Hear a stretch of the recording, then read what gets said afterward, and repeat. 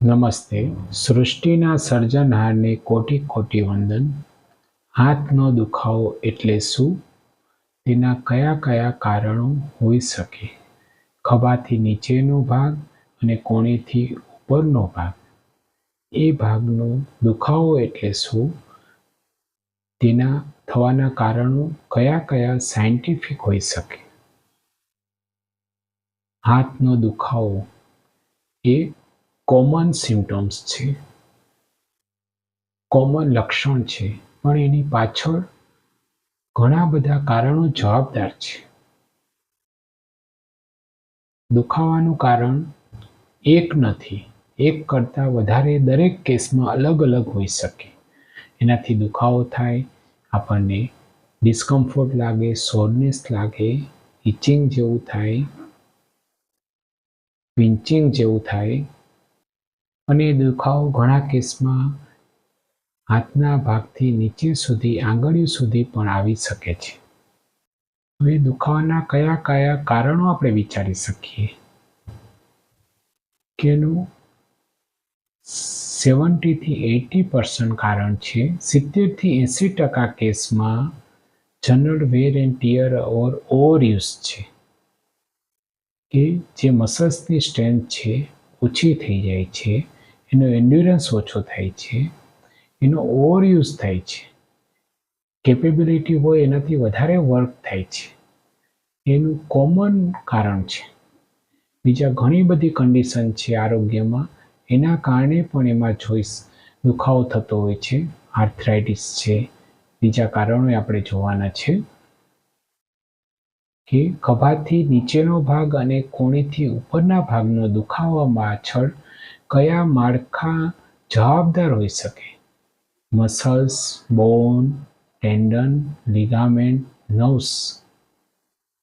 આ મસ્ક્યુલોસ્કેલેટનમાં આ common structure છે કે આના કોઈ પણ રિલેટેડ 5માંથી એકના રિલેટેડ અથવા એકથી વધુના રિલેટેડ દુખાવો હોઈ શકે 70 થી 80% કેસમાં. કે સ્નાયુને લગતો, હાડકાને લગતો, ટેન્ડન એટલે સ્નાયુનો નીચેનો જે છેડો છે, એન્ડિંગ પોઈન્ટ છે, એને ટેન્ડન કહેવામાં આવે છે. લિગામેન્ટ એટલે જે સ્ટેબિલિટી જવાબદાર પકડે છે, સાંધાની પકડ માટે જવાબદાર છે, જે તાણિયા કહેવામાં આવે છે. નર્વ્સ એટલે જે જ્ઞાનતંતુ સંવેદના પૂરી પાડે છે, નસ જે આપણે કહીએ છીએ, એ સ્ટ્રક્ચરના રિલેટેડ કોઈ પણ કારણોસર દુખાવો હોઈ શકે. કે આપણે આ ફોટોમાં જોઈ રહ્યા છીએ કે જે મસલ્સ છે, સ્નાયુનો નીચેનો ભાગ જેમ જેમ સ્નાયુ નીચે જાય છે એમ ટેન્ડનમાં સ્વરૂપ ધારણ કરે છે. એટલે ટેન્ડનનું કારણ એ હોઈ શકે, સ્નાયુનું કારણ હોઈ શકે. સ્નાયુ ક્યાં જોડાય છે? હાડકા સાથે જોડાય છે, તો એ જંક્શનનું કારણ પણ હોઈ શકે.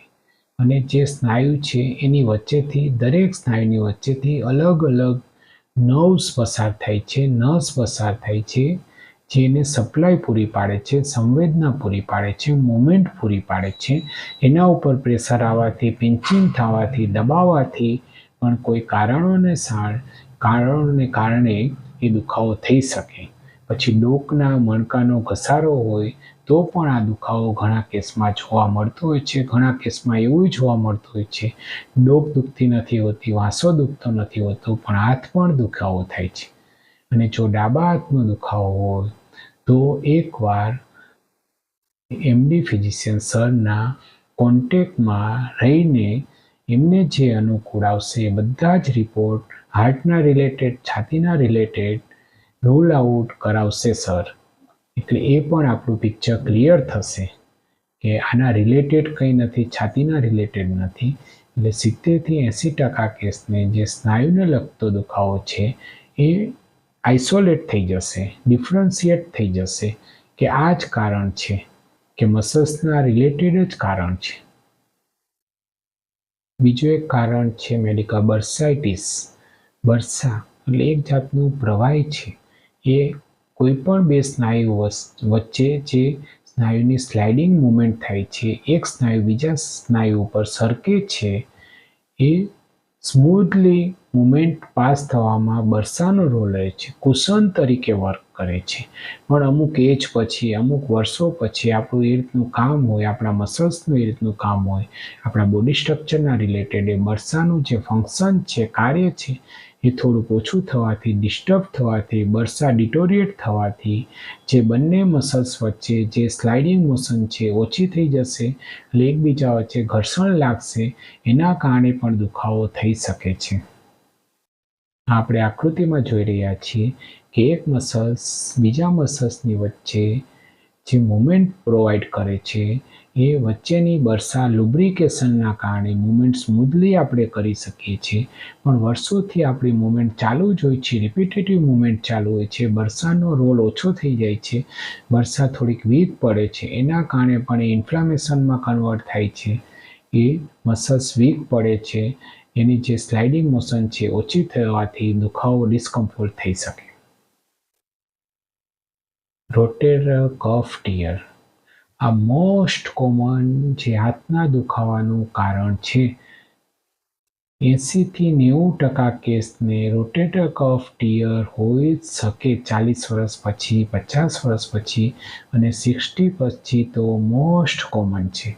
નાની મોટી ઈજા થવાથી રોટેટર કફ વીક પડી શકે, ખેંચાઈ શકે અથવા ટીયર પણ થઈ શકે. એ ડિજનરેટિવ પ્રોસેસ છે, એ પ્રોગ્રેસિવ પ્રોસેસ છે, એ એજિંગ પ્રોસેસ છે. એની પાછળ કોઈ સ્પેસિફિક કારણ હોય છે અને નોન સ્પેસિફિક કારણ છે, ઇડિયોપેથિક કારણ છે. જે હાથના જે ઉપરના સાંધાને કે જે ઘેરે છે રોટેટર કફ મસલ્સ કહેવાય છે, જે હાથની મુવમેન્ટમાં એનો મેક્સિમમ રોલ રહેલો છે, વધુમાં વધુ રોટેટર કફ મસલ્સનો રોલ રહેલો છે.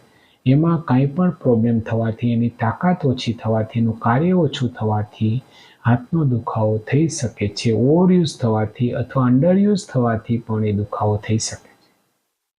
એટલે આ વિડીયોમાં આપણે જોયું હાથના દુખાવો થવાના કારણો કયા છે, ખભાથી નીચે અને કોણીથી ઉપરના ભાગના દુખાવો એટલે શું, અને એની પાછળ કયા કયા સાયન્ટિફિક કારણો વિચારી શકીએ, પોસિબિલિટી છે. આ વિડીયો સાંભળવા જોવા માટે ખૂબ ખૂબ ધન્યવાદ. જય ભારત, જય હિન્દ.